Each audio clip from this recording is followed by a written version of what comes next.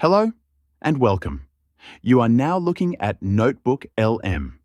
If we go inside of an existing notebook, in NotebookLM, one that has already been created, if you are using the free version, one of the things that you'll see that you can share your notebook with other individuals if you specify those individuals by email in this area. We're now looking at a Pro account.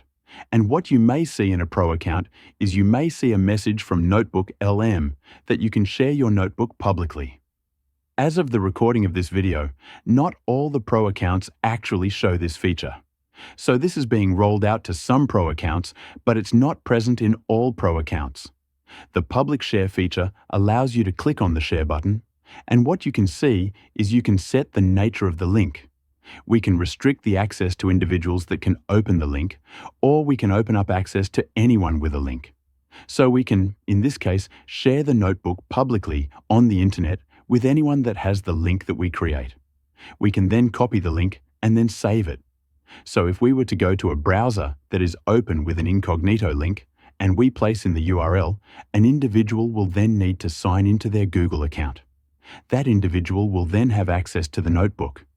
What you'll notice is that they will not be able to add in additional notes or create a mind map.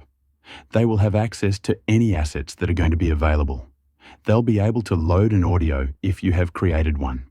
So all of the assets that you'll be creating, the individuals with this notebook will have access to. We're going to go back to the notebook and we're going to create some assets. And you'll notice now that these assets are available to the creator, and the creator has made them available.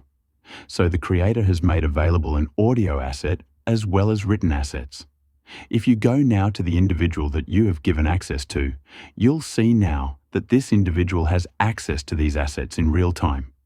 They won't be able to add them, but they will be able to access them as you create them. They will also be able to have a chat with the assets that you have created. Okay, so with that, thanks, and I will see you in another video.